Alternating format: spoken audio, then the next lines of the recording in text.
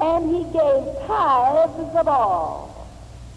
Many persons today claim that tithing is an institution which the Lord did away with because it arose during the period known as the law, or the time under law. That is untrue. Because Abraham, Jacob, and so forth lived long before Moses, and they say they paid tithes of all they possessed. And again, after the Lord had ascended to heaven, we read, lay by the first day of the week, and so forth. Jacob, penniless, didn't have a cent, a sou of any kind, neither a roof nor a home. Not as much as this 1,000 people, God bless them, in South Dakota, who were camped for 100 miles this morning along the highway with their few poor possessions. He didn't have that much. Hated, turned out of his home, dispossessed, accused of many things and really guilty of them. Nevertheless, guilty as he was, the Lord showed him a ladder that reached to heaven of salvation, with the Lord at the top of the ladder and angels to carry up his prayers and bring them down again. And when he arose, after envisioning the Lord, Genesis 28:22, he was so thrilled that his old stone pillow out in the desert had been the place, the locale, where these visions had come to him, that he said, as he later anointed the stone, this stone I will set up for a pillar. It shall be God's house, and of all that thou shalt give me, I will surely give the tenth unto thee. Was that written in the law? When did law begin? Moses. When was this written? Way back in Genesis. Pennies from heaven. I'm savings in a mine. I like the idea of the March of the Dimes. Pennies from heaven. Would you like it if the Lord would pour them out to you? Of all thou shalt give me, I swear I will give 1 tenth. Now, I have 1, 2, 3, 4, 5, 6, 7, 8, 9. Those 9 pennies are mine. But this penny, that one, if I touch it, I'm a thief and a robber. Will a man rob God? You say, aren't you getting under the law? But I have sworn. I don't know whether you've sworn or not, but I have. You say, well, you're superstitious. Maybe I am. But I raised my hand to heaven, and I took that same vow. I have sworn with my hand raised to heaven that I will not so much as take a thread or a shoe latchet. And of all that thou shalt give me, I shall give 1/10. And I certainly would have never stopped there. This 9 is 90%. That's all mine. All that's mine. All that's yours if you want to keep it. But that belongs to God. There's a wonderful thing about Jacob. He had no cattle. Neither did he have a wife, nor a house, nor a home, nor tent. But the moment he began to give to God the little bit he had, behold, it rained pennies from heaven. Until he became so rich that there was almost no counting of his camels and his oxen and his asses and his fields and his sheep and his goats. And he was so rejoiced that he came home with all that wealth. It puts me in mind of the old-fashioned well on our farm. I should say the cistern. I think it was the cistern that needed priming the most, but I remember priming the well when we hadn't had water for a while, and I've referred to it several times as one will to childhood experiences. I remember distinctly that when I would have to go out to get the water to fill the reservoir in the back of our kitchen range, one half of the reservoir was for soft water and one half was for hard water. It was always kept hot. And it'd be always the Aimee, will you go out now, please, and bring in a bucket full of water from the well? Well, that was my job. And I'd go out and I'd get hold of that pump handle. And I'd pump and pump and pump and pump and pump and pump and pump. And all it would do was hee-hoo, hee-hoo, hee-hoo, and nothing would come out. And so finally, my dad would say, well, why don't you try priming her? You want to get something out, you have to put something in. Well, I think that's right. So I'd go over and take the bucket that always hung by the cistern, and I'd just lift up the trap door and let that bucket down. And it was quite an art to drop a bucket so it would land face down. Did you ever try that? And then whirl her over and get some pollywogs and so forth and pull it up. And then I'd carry that bucket over and I'd pour it in the round hole at the top and I'd prime the pump. And while the water was still there, I'd begin, eek-ock, eek-ock. And it was just a moment till the water was pouring out. Pennies from heaven. And that's what Jacob did. How did he get his thousands of camels and sheep and cattle? Why is it that so many people are impoverished? Will God lie? Has God ever lied? He said, well, I tell you, he's lied to me. I have tithed, and I am poor. Are you sure you've tithed? Now, are you sure? Are you positive that your tithes have been brought into the house of the Lord and not your own private pet charity? Are you sure that you're sure? Remember my friend of some years ago who had the abalone shop in Redondo, or Hermosa, forget, Redondo, I think it was. And he promised, he swore that he would give to the Lord his pennies. Lord, for every penny I give you, you promise to give me 9. And for every 10 that you give me, I promise to give you 1 9. And his orders, when he was on the verge of bankruptcy, absolutely flourished and came in by telegram on Monday morning after his Sunday morning listening to my address on tithing. And he became so affluent. His abalone shell products, these beautiful crosses and clocks and 1,001 things that could be made most beautifully out of shell, became a national favorite. And he was so busy shipping them that he left his secretary with the task of seeing that his penny was sent into Angelus Temple, which was his church, which was where we had so many branches. Be sure that my tenth is paid to my church. No strings attached to it, pay this for that or this for that. Just send it to the house of God.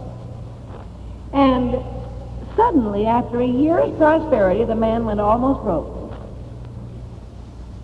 No money to meet bills coming due. He faced absolute bankruptcy. And when he came to the time that he didn't have the money to even pay his employees, he waited till they were gone, and he got on his knees by his desk in the office. He said, Lord, I don't understand this thing. You told me that if I would be a straight tither, well, a man robbed God. You said, prove me. Bring in the things from your fields, or from your apple trees, or your orange trees, or your oil wells, or your pay envelope, or your whatever you may get if it's just an envelope from the government. And prove me if I will not pour you out a blessing that's more than you can contain. Now, Lord, I've always believed you wouldn't lie.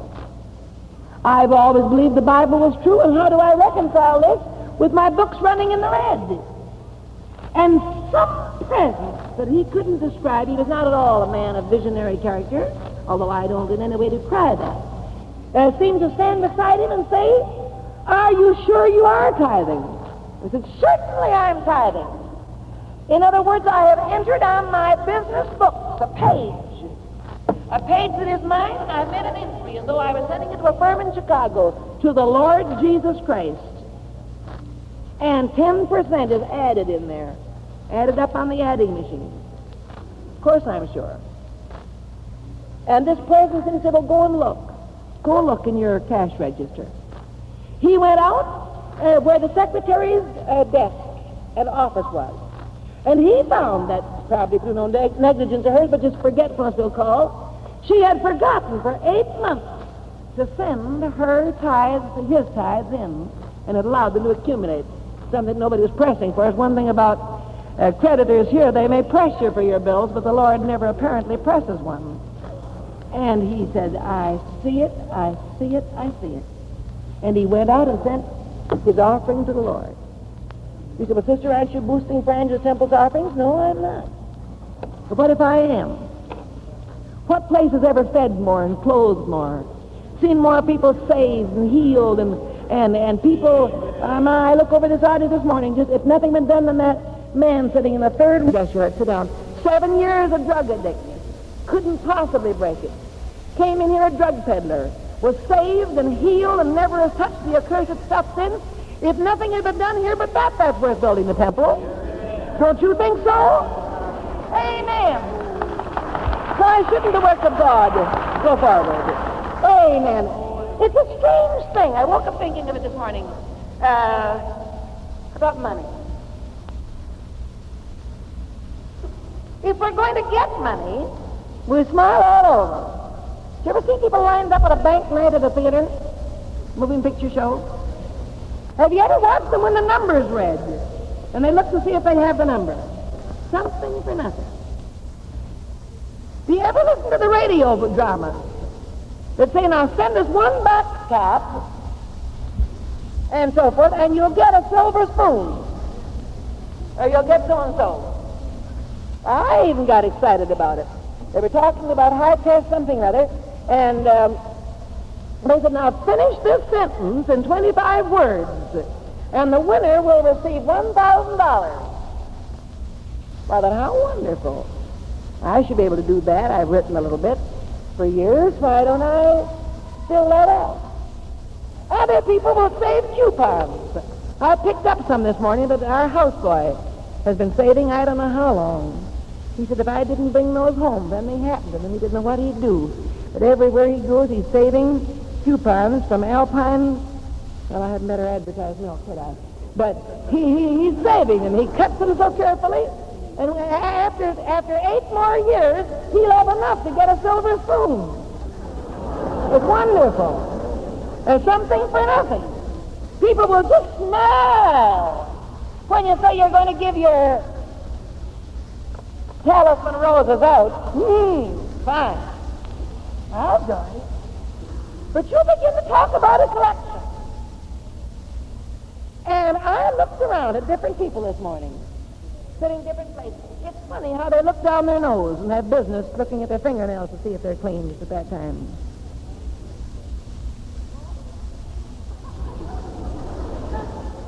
And if anyone spends any time on offering, they'll get up and say, "Well, the Lord hasn't called me to raise money.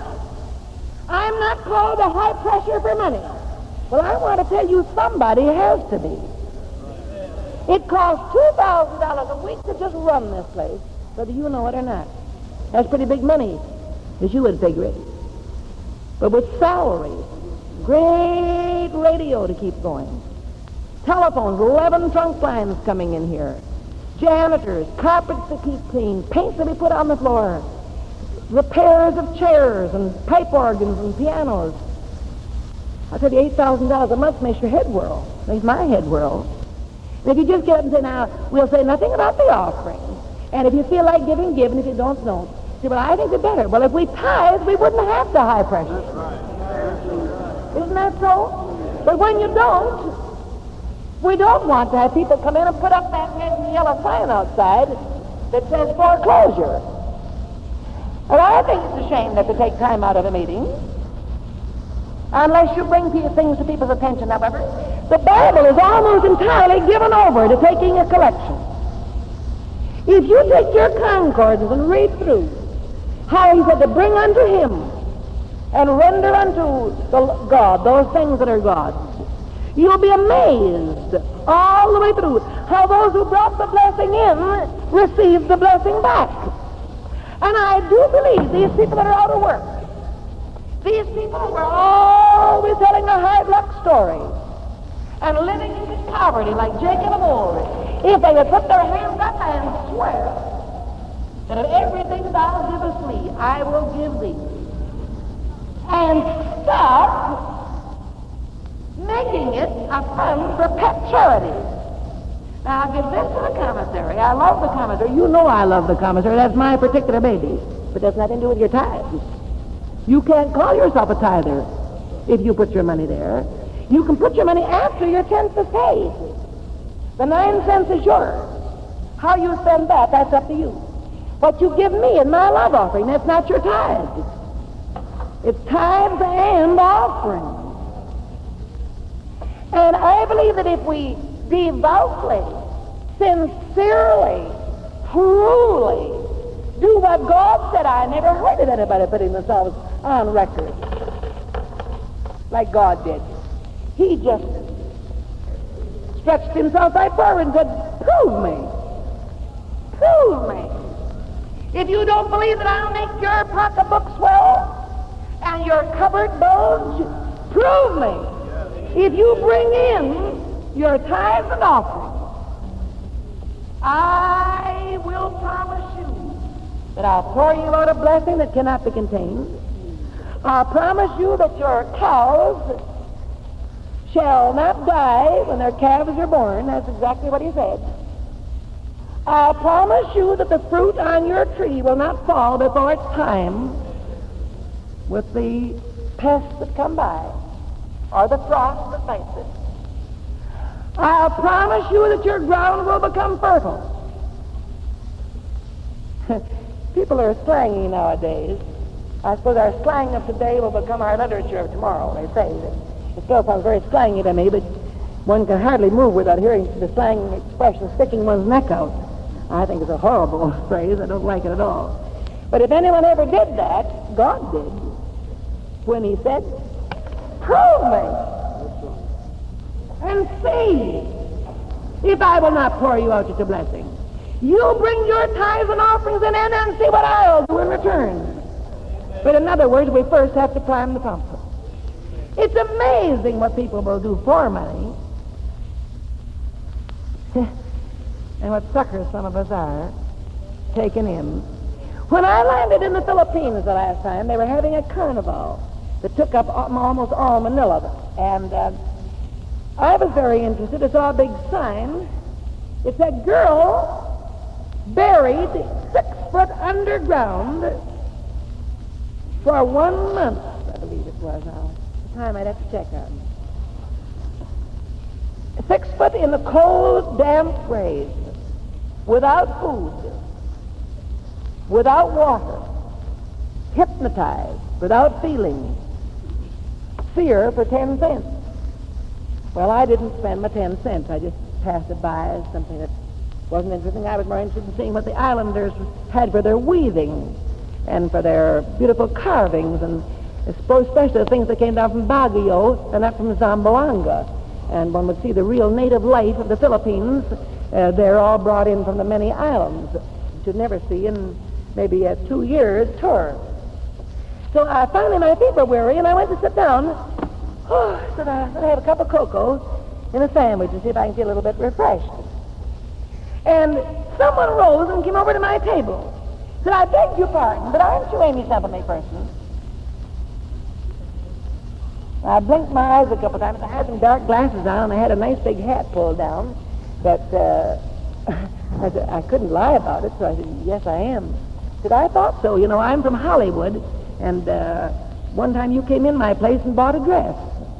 I never could forget your voice either when you spoke. That here I heard you walking over the radio. I said, well, thank you very much. What are you doing here? How do you happen to be in a nurse's uniform? She says, well, I'm over here with this hypnotist show.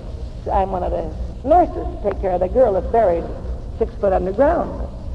So my interest was naturally aroused, and I said, well, by the way, I didn't see that, but is she buried 6 foot underground? Oh, yes, she is.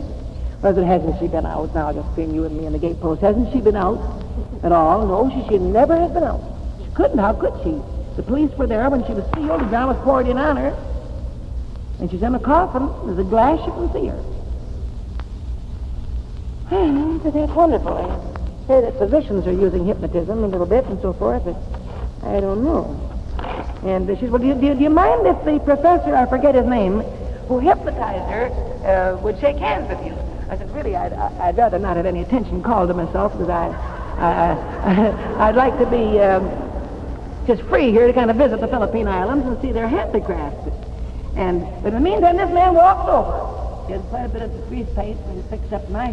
He certainly looked like he could hypnotize a mosquito at 10 miles distance. And extra large eyebrows, piercing black eyes, and he shook my hands. I let go pretty soon. And he said, it's a great pleasure to meet you. He said, would you care to come over and see the lady that's buried? He said, I'll be happy to show her to you. And I couldn't very well without offending him say no. And I said, well, thank you very kindly. I'll be over there. By and by, I'll take a look at her. He said, well, thanks. Just let me know when you're coming. He said, why don't you walk over now? I said, well, I want a few moments. And the nurse, who wasn't a nurse at all, she was a salesgirl from Hollywood, but dressed up as a nurse in the Philippines, with another young lady who was the wife of this professor.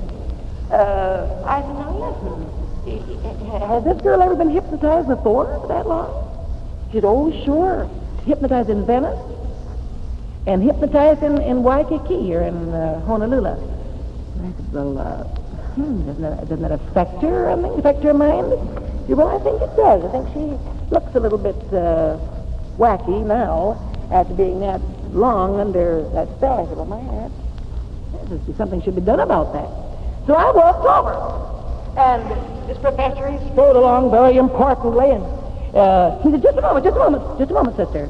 He said, there's something gone wrong with the wiring. You know, we wire down special heat and special air conditioning so that she won't die down there.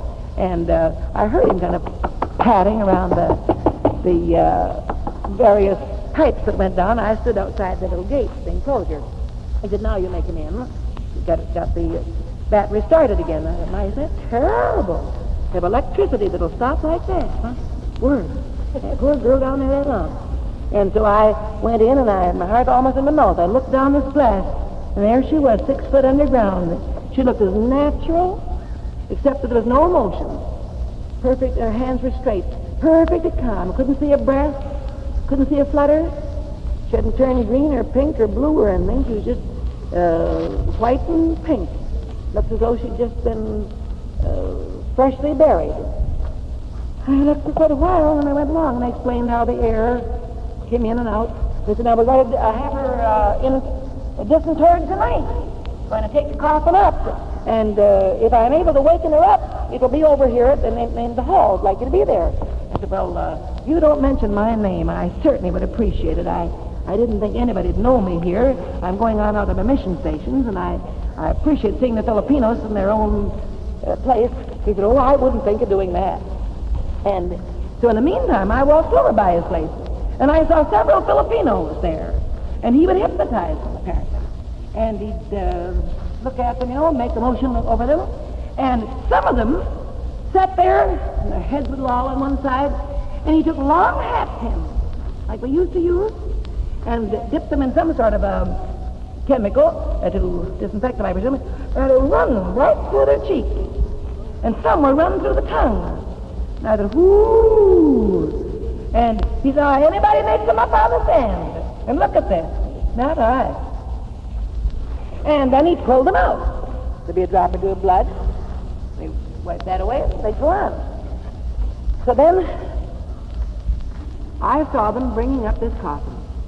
But I didn't say to see it really come up, because of my absolute horror when he was announcing over a public address system, there were thousands of people there, everybody's sure to come and see it tonight. He said, an Aimee Semple McPherson, internationally known evangelist, was expected to be present. I said, oh, my word, that's terrible. So I sent up word what I thought of that and kind of vacated the premises. But they wakened this girl after a long funeral march. And the next day, the nurse came in that had visited me, came into the Manila Hotel. She said, well, I'm through. I'm not going on with the outfit anymore. I'm so tired of telling lies, I guess I'm through. I'm so through telling lies, I can't go on. They're going on to Bali. I said, lies? What do you mean? She said, well, I said, has the girl been down there 6 weeks? She said, absolutely. Was it, has she eaten? Oh, she said, sure, 3 good meals a day. She said, it's so arranged that she can stand up, receive her food or drink or so forth, and she has a little something for each hand that she can press for heat or air conditioning and so forth, and she can be thoroughly taken care of. And I said, well, what happened when they told me to wait a minute? Said something gone wrong. He said, well, he was just giving her the certain raps to look out, somebody's coming, fix yourself right. I said, oh, what a sucker I am. And then finally I said, what about those men that the hat pins run through their face? Oh, he says, those are natives who take it. I said, what do you mean take it? Well, he says they receive $2 each time they allow the hat pin to be run through. Well, I said, how does the girl get for being down there? I said, she's supposed to get $1,000. But I understand it's about $350. But I thought, my Lord, how people rush to a theater for a bank night. How they save their coupons, something for nothing. How people for $2 would allow this and that. If we would start and say, Lord, pennies from heaven, here's my heart. And Lord, I can trust you with that, with my pocketbook.